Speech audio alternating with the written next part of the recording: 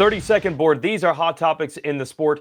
We will certainly be talking a lot about Eli Tomac. We already did. We will again.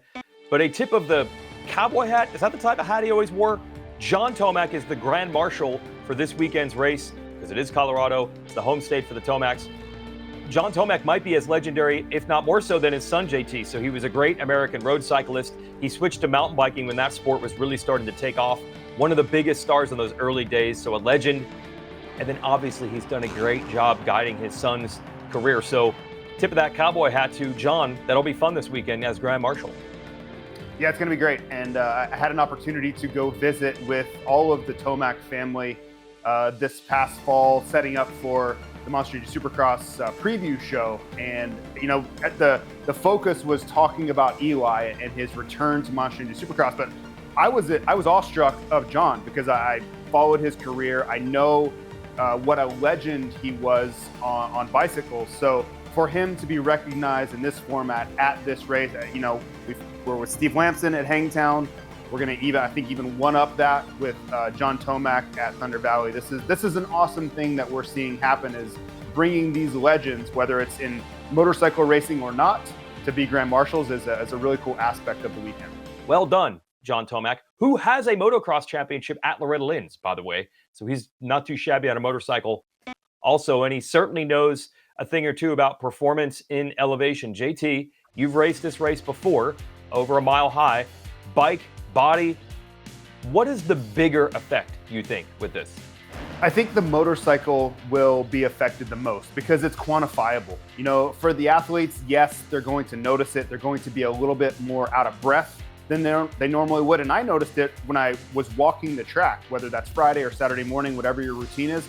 I noticed it climbing the hills like, oh yeah, we're at, you know, over 5,000 feet here. So in the qualifying practices, they'll notice it because they go so far into anaerobic. They're way over the threshold of their breathing, and they're going to notice that when they try to recover and then go again on the next lap, it's going to take them longer. And then just overall general fatigue throughout the weekend, it does take a toll. So they'll notice it, but the bike is easy. As soon as you ride out onto the first lap of the track, you're going to notice that you're way down on power. So that's where the teams have to really do their part. And over the years, we've seen who really has the extra power to lean in with and not. And I'll just say it, watch the start. If there's a pattern going through that first corner, if there's a wave of blue, or you see two Honda CRF 450s come around that first corner, that is a clear-cut signal that they have the best package for high elevation. They've been able to basically replace all of that lost power and get those guys back to the front. So it's a test for everybody. It's a test for the riders. It's a test for the teams to try to get back to equal footing as they would at sea level. As for the rest of the track, regardless of elevation, JT, what do you think when you see the track map for Thunder Valley?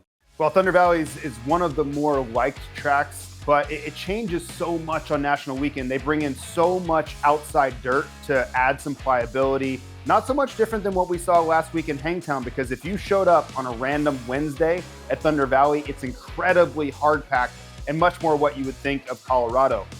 Further, this track, you talk about the elevation, what it's going to do to the power, but it also makes the riders feel a little on edge. And I use that word on edge because this track is kind of always angled. If you're coming down hills, if you're climbing hills, descending, cutting across diagonally, you're always on the edge of the tire, and you just are never really going in a straight line in a flat plane. So riders have to use a lot of body English and try to find edge grip. So they're going to be using that scoop tire. I think that's where most of the riders are going to end up, but they have to be a little mindful of the way this track develops. And you just, it's always got that off camber feel to it where you're just never planted, never going in a straight line. So it has a very unique look and feel to it. We're going to go back to a topic we introduced last week. That is AMA Hall of Fame nominations are open. This is for all racers in all motorcycle disciplines within the AMA. So it's not a shoe-in that someone from the world of SMX gets in all the time. And it also includes folks from off the racetrack working within the motorcycle industry. So this is why we want the push toward Chad Reed, who obviously accomplished great things in the SMX world. And you knew him well when he's racing, JT. Still know him well now. So tip of the visor, let's get Chad Reed in.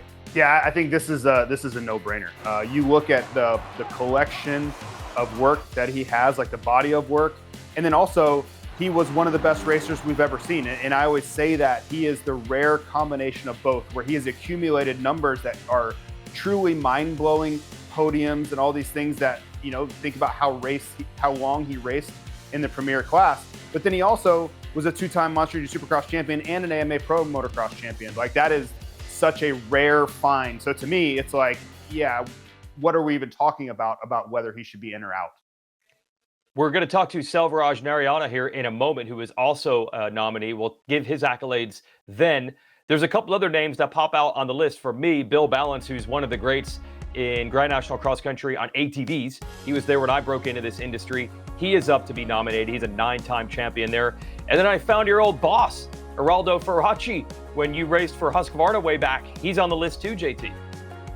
Yeah, it's going back a long time ago, but Geraldo was a legend in road racing in Europe. You go to Italy still, and if he happened to go to, say, Imola or any MotoGP race, people would be swarming him because he has that type of presence. And he's been a mainstay in motorcycle racing for the better part of 60 years now. So yes, motocross, he came to kind of late in his career with the Fast by Faraci Husqvarna team. But in road racing, this guy is an absolute legend. So WMX, the Women's Championship race, the first 2 rounds, they are also on tap for round 3 here in Colorado before a big break. They'll be back for the last 3 rounds.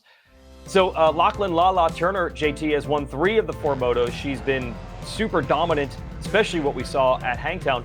But there is other talent through the pack. So you got to watch this on Fridays, because I don't think it's as cinched up as maybe it has looked with the results. No, I see it as a 3-way battle. We had Michaela Nielsen won the opening round, which was a little bit of a surprise. But then Lala struck back at round 2. And then we have the return of Charlie Cannon, who is systematically improving coming off an injury. So, we're going into the 3rd round. We're going to have a pretty long break until the final 3 rounds. But I kind of see this as anything goes. And I would be very wary of the improvement of Charlie Cannon as far as championships go. Now let's move to that 450 class, and this has become so intriguing. It's only 1 moto loss for Jet Lawrence. You could say that first moto at Hangtown was the first healthy moto loss. He lost a couple last year after his big injury and crash at Hangtown. He was still winning the overall somehow. I know 1 moto, especially early in the season, seems kind of wild to think that deeply into it, but I think the record proves we have to. Is this Jet and the Honda and coming back from injury and Hangtown and heat, he wasn't where he needs to be? Or is this just, hey, if Eli Tomac were racing in 2023 and 2024, we'd have seen a ton of this? I don't know what direction we go from here. Yeah, I think it's somewhere in between, because both things can be true. They don't have to be mutually exclusive. I do think Tomac would have been a factor. If you think about how well he was riding before the Achilles injury, to think he wouldn't have been a factor in that 2023 Pro Motocross season, I think that's silly to assume that. But also, we have to think about Jet's Hangtown results haven't been as good as other tracks. I think he would be the first one to tell you that he just doesn't feel as competent here. And now he has 3 wins, so it's not like he doesn't do that well. I just think that riders favor certain tracks. They can lean into their skill sets. And other tracks, they know, hey, I've just got to manage through this. If I can get a win, great. But it's just not going to be a day where I go out and dominate and no one can touch me. I think one of the most important factors there is that even though the results say that Jet has a little bit of difficulty, he was able to overcome that. That first moto was the worst moto we've seen a healthy Jet have maybe ever. And guess what happened at the end of the day? He was still standing in the middle of the podium holding the biggest trophy, the highest. I want to talk a scenario we haven't seen before. Take a quick glance at the SMX points here. This is the combination of Monster Energy Supercross standings and Pro Motocross. Cooper Webb is at the top. He continues to stretch that gap because Chase Sexton is not racing, wasn't at Hangtown, won't be at Thunder Valley as far as we know. So that makes it seem like a slam dunk that Webb, Tomac and Jet Lawrence and Hunter Lawrence, they didn't barely race Supercross at all, so they're not going to catch him. But JT, you figured something else out. There are some X factors here in Cooper Webb trying to cruise his way into the #1 seed for the playoffs. Yeah, and part of this is we're so new in this SMX World Championship points system that we're learning the nuances of it. And the whole talk was, well, Sexton's going to get to the front. Well, we know that's out the window now. And I don't think, like you mentioned, that Jett or Tomac can make up enough points. So you'd have to make up 350 points over the course of the season to get there. But this Justin Cooper, Aaron Plessinger thing is real.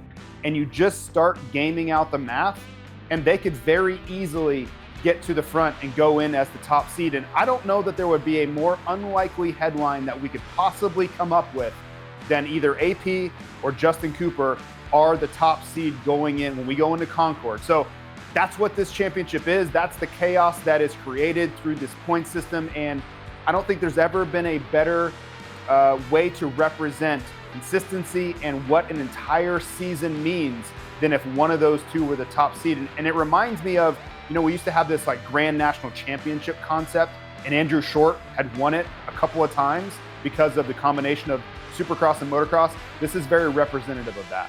And it just leads to such a fun period in this sport. You see the topic here, age is just a number. On one end, you have Eli Tomac winning a moto, looking great, as good as ever at age 32. And how about his kind of parallel rival on the other continent, Jeffrey Hurlings, coming back to win an MXGP over the weekend in Germany, JT. That's the 108th.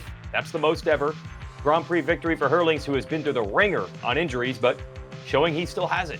Yeah, I think these guys, and we talked a little bit earlier about, the motorcycles have gotten a lot better, which has changed a lot, and it's sped up the WMX. But I think this age factor is another aspect. The motorcycles are much more competent. I think they help the riders extend their careers because they don't take as much abuse. They just handle better and work better. When you contrast that to guys retiring at 27 years old or younger, which was the norm for a very long time in this sport, it does seem like a golden era as far as extension of careers. I'm going to throw in one more thing. There is an open weekend on the MXGP calendar the same weekend of the Southwick National. So come on over, Jeffrey Hurlings. I don't know if Chase Sexton's bike is going to be used at that point. Come on over. He's not in title contention. He missed the beginning of the year with a torn ACL. He's back to speed. I don't know about 100%, but he's back to speed. Make it happen, Jeffrey Hurlings. We'll get the Tomac Hurlings Jett showdown we always wanted to see. And the reason we talk about all this is because there's not as much to talk about in the 250 class as there normally is. That's usually the class that's super dynamic. There is nothing dynamic except for just Hayden Deegan's antics on and off the track, because otherwise he's just dominating. Yeah, Hayden's clearly the class of this field. 4 wins, and really, I would say unchallenged wins have been the story of the 250 class, but it's overshadowing an incredible start to the season from Joe Shimoda. Like, for him to be second all the way through 4 motos and to battle through the field to get there. This wasn't handed to him on a silver platter. He has had to earn it every step of the way, and he's honestly been the only one that has kept Hayden in sight. Now, maybe you say in sight is that, 8 to 10 second lead. Is that fair? I think it is, because he has been able to keep that gap consistent where everybody else falls off the back. So it feels like Hayden is 1 and Joe is 2, and then everybody else is like 8 right now when you really think about the way these results pan out. It doesn't mean they all can't go the same speed for 15 minutes. The second half of the race is telling a completely different story. Yeah, there was a real test of who was fit and strong and healthy at the end of Hangtown, and that leads us to one fun thing. This might never happen again. So Deegan, I think, had some sort of allergic reaction or something like that. You could hear it in his podium interview. His throat was starting to close up. He eventually was okay, visited the Alpine Stars medics. I think he got some medicine and he was all right. But he couldn't go to the podium to shake the champagne. And Levi Kitchen, I think, was just feeling the heat, so he was out. Shimoda was not feeling great, but was good enough to walk up there. And then what happened, JT? He decided, well, if the other mechanics are going to shake the champagne, I might as well let my guy do it. Is that basically how this went down? Well, yeah, Hayden wasn't feeling all that well. And they were kind of walking around saying, hey, Hayden is not up for this champagne thing. Like, what do we do? And they asked me at one point, and I was like, I'm not the person to ask. I have less than 0% authority up here.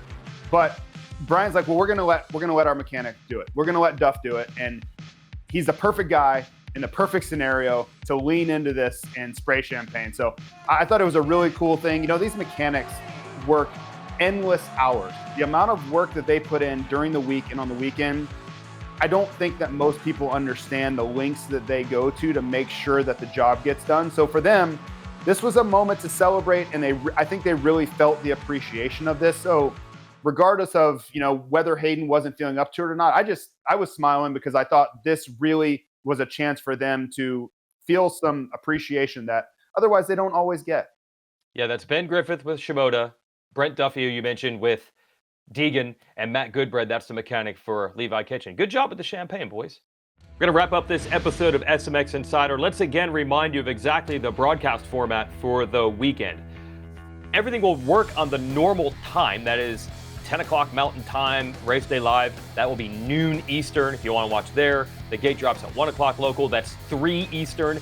But what will be different is that 450s will race first. They'll have their first moto, and then the 250s will have their first moto. And the reason why is to fit into an additional 2-hour window live on NBC. That will be the, let me see if I can get this right, the first 250 moto and the second 450 moto. Well, they're live on the middle of the day on NBC. You can, of course, watch everything live on Peacock or the SMX Video Pass outside the United States if you prefer to do that. But if you have some friends that casually drop in on the sport, tell them this is the weekend to do that starting at 4 Eastern when the second moto of the day begins. And that'll be on NBC.